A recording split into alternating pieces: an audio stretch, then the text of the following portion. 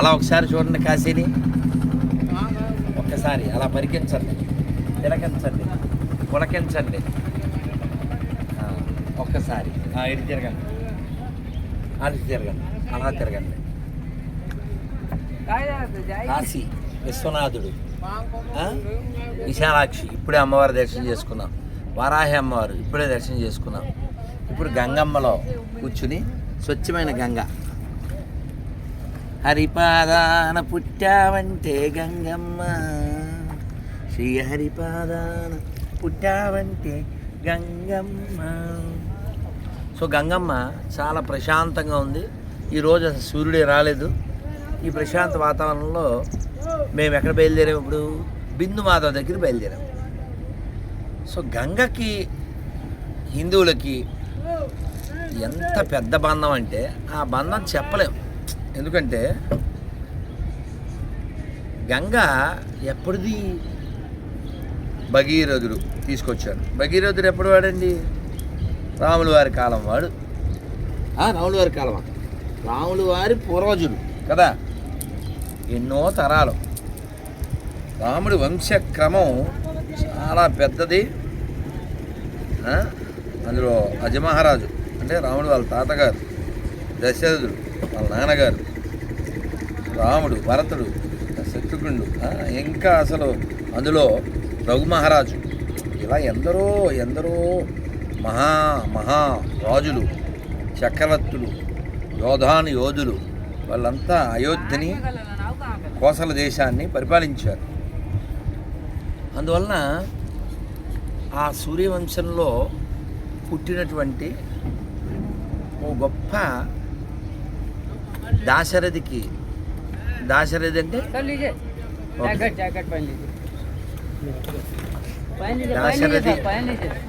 దాశరథి అంటే రాముడు. ఈ దాశరథి యొక్క పూర్వుడు భగీరథుడు. ఈ భగీరథుడి యొక్క తపఫలంగా వచ్చింది కాబట్టి ఈవిడి పేరు భాగీరథి అంటారు. సో విష్ణు పాదాల నుంచి వచ్చింది గంగా. ఊర్ధ్వలోకాల్లో, మధ్యలోకాల్లో, అధోలోకాల్లో అన్ని చోట్ల ప్రవహిస్తుంది కాబట్టి త్రిపథగామిని. స్వర్గంలో ప్రవహిస్తుంది కాబట్టి అలకనంద, ఇలా మందాకిని నెమ్మదిగా వెళ్తుంది. కనుక నెమ్మదిగా ఉందారా? ఇక్కడ నెమ్మదిగా లేదు. చూసావా ఎలా ఉంది స్పీడ్? సో గంగకి మనకి ఉన్న గొప్ప సంబంధం ఎంత ఇంత అని చెప్పలేము. అలాగే ఈ నీటికి ఉన్న గొప్ప విశేషం ఏమిటంటే, మీరు పట్టుకెళ్ళండి, కావాల్సి పట్టుకెళ్ళి 10 ఏళ్ల తర్వాత చూడండి. నా అనుభవం, మా నాన్నగారు మా అమ్మ 30 ఏళ్ల క్రితం ఇలాగ యాత్రకు వచ్చారు. అప్పుడు తెచ్చిన నీళ్ళు ఇప్పుడు కూడా ఉన్నాయి ఇంట్లో. రే రెడ్డి, నాచు పట్ల పురుగులు పట్ల, దట్ ఈజ్ గంగ. అందువలన ఈ గంగకి శక్తి ఉంది. ఈ గంగలో మునిగిన వారికి భక్తి వస్తుంది. ఈ గంగా తీరంలో ఉన్నటువంటి తీర్థాల్లో, క్షేత్రాల్లో పర్యటించి భక్తి చేసిన వారికి ముక్తి వస్తుంది. అందువలన ఈ గంగని కీర్తిద్దాం. ఈ గంగని భూమిపైకి తీసుకొచ్చినటువంటి భగీరథ మహారాజుని కీర్తిద్దాం, విశ్వనాథుని కీర్తిద్దాం. ఈ విశ్వంలో విశ్వేశ్వరుడి పైన విశ్వాసంతో జీవిద్దాం. నమ పార్వతీపతయే హర హర మహాదేవ. మరి చక్కగా గంగా తరంగాల రమణీయ ఈ స్థితిలో మనం చక్కగా, ఎంత రుచి ఉందో తాగేవా, ఇలా మధ్యలో నీళ్ళు తెచ్చుకోవాలి. అందువల్ల ఈ గంగా తరంగాలతో కూడిన ఈ విశ్వేశ్వరుడి జటాచుటం వలె ఉన్నటువంటి ఈ ప్రకృతిలో విశ్వేశ్వరుని కీర్తిద్దాం. ఎలా? గంగా తరంగ కమనీయ జటాకలాపం, గౌరీ నిరంతర విభూషిత వామభాగం నారాయణమనంగమదాపహారం శ్రీవారణాసి భజ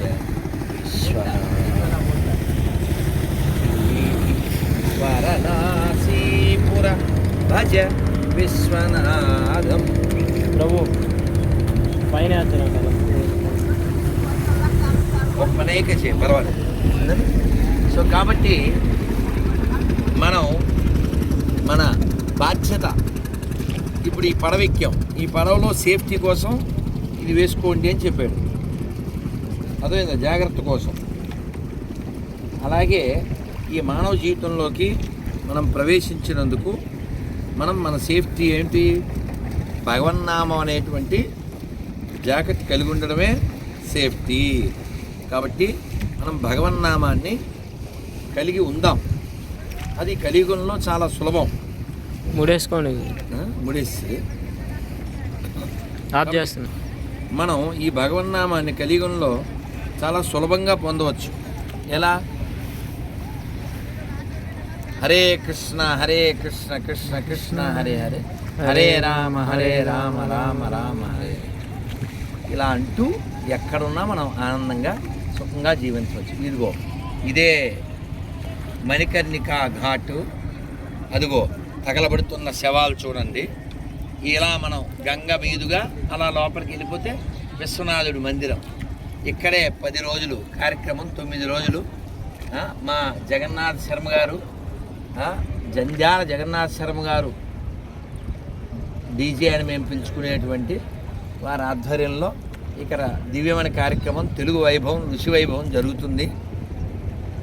ఒకసారి అలా ఈ గంగా తరంగాల మీదుగా అదిగో కాలుతున్న శవాల సాక్షిగా అలా చూడండి ఒకసారి. మనం కూడా కాలిపోతాము ఏదో రోజు. 2 दिन का मेला అభి అకేలా. చూడండి ఒకేసారి 3 శవాలు కాలుతున్నాయి, ఒకసారి 30 శవాలు కాలుతాయి. అలా కొత్తవి రెడీగా ఉన్నాయి. అలా కాలుతూనే ఉంటాయి, వస్తూనే ఉంటాయి, అలా కలిపేస్తూనే ఉంటారు. అయ్యో ఎక్కడ పుట్టావు, ఎక్కడ పెరిగావు, ఏం తిన్నావు, ఏం చేసావు? ఈ చేతులతో భజన చేసావా?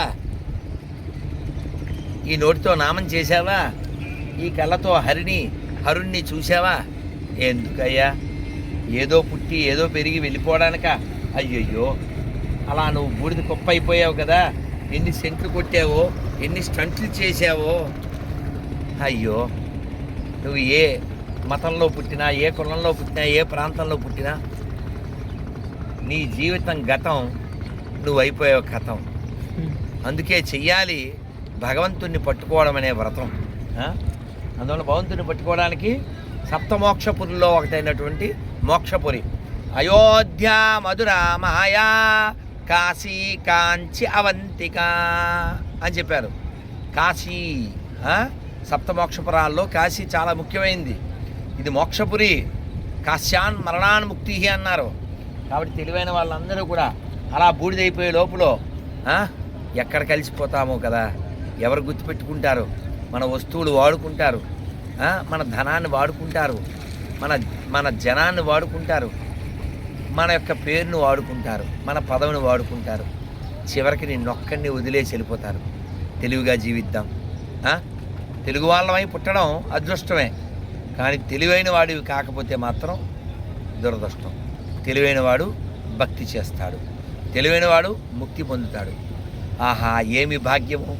ఓ కాశీ పట్టణమా, ఓ ముక్తి కేంద్రమా, మళ్ళీ మళ్ళీ విశ్వనాథుడి దర్శనాన్ని మాకు ఇప్పించు, ఈ గంగా తీరానికి రప్పించు. మా యొక్క చేష్టలు చర్యల ద్వారా ఈ గంగను ధరించిన విశ్వేశ్వరుని మెప్పించేలా చేయించు. హరిశ్చంద్రుడు ఇక్కడే కదా ఉన్నాడు, కాలభైరుడు ఇక్కడే కదా ఉన్నాడు, విశాలాక్షి ఇక్కడే కదా ఉన్నది. విశాలమైన కన్నులు కలిగిన ఓ తల్లి, ఇప్పుడే నీ దర్శనం చేసి వచ్చాము. ఓ వరాహి అమ్మ, నీ దర్శనం ఇప్పుడే చేశాము. ఇంత శుభ్రంగా ప్రవహిస్తున్నటువంటి ఈ గంగ యొక్క గాలులు పీలుస్తూ ప్రశాంతంగా ఈ పడవ ప్రయాణం చేస్తున్నాము. మనం పాటల్లో విన్నాం, మాటల్లో విన్నాం. పడవెళ్ళిపోతుందిరా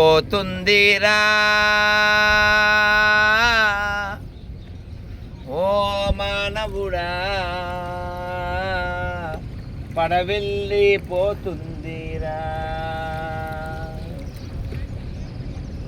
నీటి మీద బుడగా నీ నెత్తి మీద పడగా శాశ్వతమని భ్రమసేవురా. నీటి మీద బుడగా నీ నెత్తి మీద పడగా. పడగంటే ఏమిట్రా? కాలము. కాలం రెడీగా ఉంది కదా. మొన్న బస్సు ప్రమాదం, రాత్రి పడుకున్నారు, తెల్లారకుండా తెల్లారిపోయారు. ఎవరి చేతుల్లో ఉంది? పుట్టుక నీ చేతుల్లో లేదు, చావు నీ చేతుల్లో లేదు.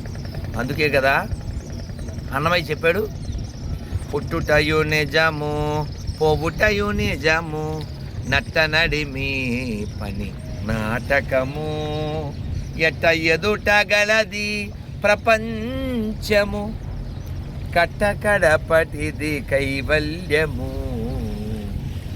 నానాటి బతుకు నాటకము, కానక కన్నది కైవల్యము, నానాటి బతుకు నాటకము.